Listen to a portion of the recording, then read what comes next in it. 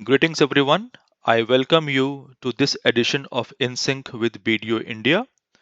We welcome Dr. Anand Banka, Partner Risk and Quality, Technical Accounting Lead, Audit and Assurance, MSKC and Associates LLP. Anand will help us navigate the changes in regulatory landscape arising from the new labor codes. Thank you, and over to Anand. Thank you, Nilanjan, for inviting me today to speak on the new labor codes and its financial impact. Currently, there are 29 laws relating to labor in India. All these laws have been consolidated together to have just four labor laws today, which have been notified on 21st November 2025. So 29 laws consolidated into only four of them. The four new codes are Code on Wages, which is largely about wages, bonus, recoveries, settlements, payroll processing, etc. Then there is Code on Social Security, which talks about gratuity for fixed term employees, ESI, and then there is details about prosecution and penalties. The third law is about occupational safety, health, and working conditions code. Now, this will talk about the employer's obligation as a principal employer, health checkups, interstate migrant workers, maternity benefits, etc. The last one is Industrial Relations Code. These are about the trade unions, grievances, retrenchment, etc. So these four laws are effective from 21st November 2025. Now, within these laws to be effective, there are also going to be rules. And these rules will be one central rule and then there will be state-wise rules. So the drafts of these rules have been released. Many of the states have also reached towards near final rules. And there have been certain clarifications or FAQs provided, which say that until the new rules become effective, the new laws, these four codes which we discussed, have to be read in accordance with the existing rules so far that they are aligned with each other. The idea of these new labor codes is to simplify 29 laws into four laws, consolidating them. It differentiates the definition of employee and the definition of workers. It brings in increased accountability with respect to contract workers by bringing in more laws or more clarity on the responsibility towards the contract workers. It also brings in greater enforcement as regards the prosecution proceedings for second non-compliance. The new definition of wages has significant impact on the compensation and the benefits to employees. The new model, the new labor law involves the new workforce model, which is gig workers or platform workers. The new law also brings in a national floor for wages as a minimum wage and empowers women. It brings in or it introduces non-discriminatory provisions towards the workforce. So as per the new definition, workers will exclude two types of employees. One is an employee working in managerial or administrative capacity. Second, an employee working in supervisory capacity and having wages exceeding a minimum prescribed ceiling. So these two categories are employees but not workers. Everyone else is a worker. Now, labor codes are applicable to all employees, including workers. However, there are certain provisions which are applicable only to workers. For example, overtime and leave encashment, which is under the Occupational Safety, Health and Working Conditions Code 2020. And then There are some provisions under the Industrial Relations Code 2020 which are applicable only to workers. So the way wages have been defined under the new code, it includes everything that is paid to an employee, including basic pay, dearness allowance, retraining allowance, all of it. And then there are specific exclusions like bonus payable under any law, conveyance allowance, house rent allowance, gratuity, retrenchment compensation, etc. So there are specific exclusions, and these specific exclusions should not exceed 50% of the total remuneration. So basically ensuring that the wages is at least 50% of the total remuneration or total compensation. Okay. Sometimes remuneration may be paid in kind. So up to a maximum of 15%, remuneration paid in kind is also included within the definition of wages. So the major financial impact areas relating to the new labor code.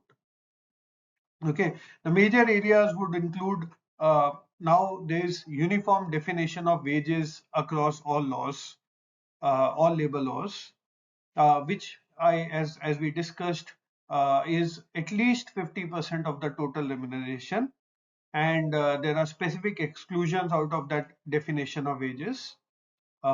There's also universal minimum wages, which is applicable to employees across all sectors, including unorganized sectors.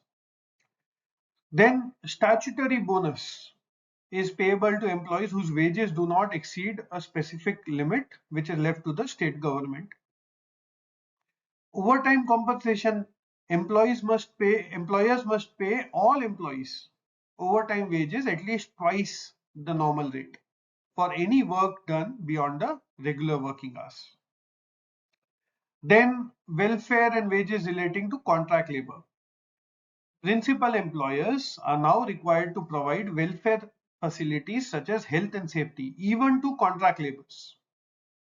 If the contractor fails to pay wages, then principal employer now has to pay unpaid wages to the contract labor. So the responsibility on the principal employer is higher now. Then there is a social security fund. A dedicated fund has been created to finance schemes for unorganized or gig workers, covering their life, disability, health, old age benefits, etc. The amount collected through compounding of offences will be credited to this fund, which will be used by the government for the benefit of such unorganized workers. Then gratuity for fixed term employees. If an employer has any fixed term employee, then gratuity will be payable to such fixed term employee once they complete 1 year of continuous service, which earlier was 5 years for all. So for fixed term employee, it will be 1 year. For a normal employee, it will be 5 years. Leave encashment. The code mandates now that leave encashment every year shall be payable to workers upon the demand by the worker for leaves which are in excess of 30. So if you have accumulated leaves beyond 30, then the workers will be able to now demand leave encashment every year from the employer. ESI coverage. Now eligibility and monthly contribution will be done based on the new definition of wages. A new fund has been created, reskilling fund, which will be set up to train retrenched employees. The contribution made by an industrial establishment will be used to fund for retraining these retrenched employees. So the Labour Ministry has issued certain clarifications regarding these codes. Firstly, since the new rules are yet to be notified centrally and by all states, it has clarified that old rules to the extent they are consistent with the new codes, will remain valid until the rules under the new codes are notified. Secondly, the wage definition, which we discussed, is minimum 50% of the total remuneration, will apply across all labor codes for statutory calculations. Thirdly, it has clarified that from 21st November 2025, gratuity is to be paid as per the new wage definition. And lastly, contract workers will be covered for certain welfare facilities which you are providing to your normal employees, and hence the principal employer has been made responsible for providing these welfare facilities to those contract workers. The Institute of Chartered Accountants of India have also issued certain clarifications. Okay. The first clarification it has issued is regarding which periods will the new labor law be applicable to from accounting perspective. So whether it will be applicable for previous periods, while the signing might happen after November 2025, but will you have to make provisions for say 31st March 25 or quarters which are preceding 21st November 2025 and signed after 21st November 25. So their institute has clarified that these are non-adjusting events. That means if the period for which the financial statements have been prepared precedes 21st November 2025, then you do not need to make provision for these new labor codes. Yes, if the amount is material, you may be required to make applicable disclosures. The institute has also clarified relating to the gratuity liability which will increase due to the new labor codes. It has clarified that increase in liability because of the new labor code is nothing but past service cost. And as per Ind AS 19, past service cost needs to be expensed off immediately. Under Accounting Standard 15, the past service cost is classified into two portions, one which is vested and one which is not yet vested. The vested past service cost will be expensed off immediately, while the unvested past service cost, which is for employees who are yet to complete the applicable service period, say 5 years, then the past service cost is amortized over the balance of vesting period. The institute has also clarified that increase in gratuity liability could be because of some other reasons, for example, because of actuarial assumptions which might have changed. If the increase in gratuity liability is because of change in actuarial assumption, then under Ind AS 19 it will be recognized in other comprehensive income, while in Accounting Standard 15 there is no concept of OCI, and hence under Accounting Standard 15 it will be recognized in P&L itself. So if the gratuity liability has changed because of new labor code, then it's a past service cost to be changed in P&L. If the gratuity liability has changed because of change in actuarial assumptions, then it will be recognized as OCI in Ind AS 19 and in P&L in AS 15. As regards liability because of leave encashment or leave liabilities, the institute has clarified that leave liability is either a short-term employee benefit or a other long-term employee benefit. Both of which, if it's a past service cost, so basically any change in leave liability because of the labor codes is a past service cost, and any change in past service cost with respect to leave liability should be recognized in P&L immediately under both Ind AS and AS 50. Another common question which the industry had was relating to interim financial reporting as regards the December quarter. Now the questions were whether the total increase in liability which had to be expensed off in P&L whether it can be pushed to the fourth quarter, which is quarter ending March, or whether it can be amortized over 2 quarters, say quarter of December and quarter ending March. The institute has clarified that the way Ind AS 34 AS 25 works is that all the provisions should be made on year to date basis. So something which you would have done at the year end should also be done at the quarter end. That is how the provisions would be measured. And hence, any increase in gratuity liability because of the new labor codes will have to be accounted for in full, okay, as at 31st December 2025 quarter. So for this quarter, you will have to record all of the expenses immediately in P&L. You will not be able to amortize it to the, over 2 quarters or push it to the next quarter. It has to be recognized for the quarter ended December 2025. Lastly, there were questions regarding whether the expense because of the new label law can be classified as an exceptional item. So here, Institute has clarified that for an item to be presented as an exceptional item, there is two requirements. One, the amount has to be material.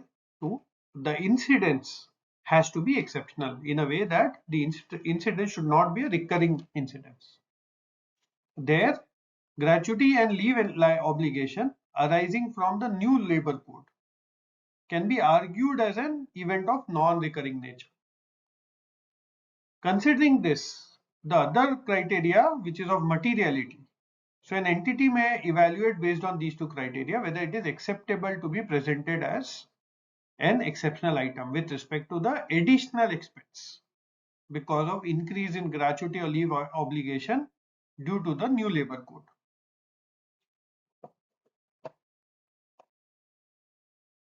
Finally, what should organizations do as a way forward steps?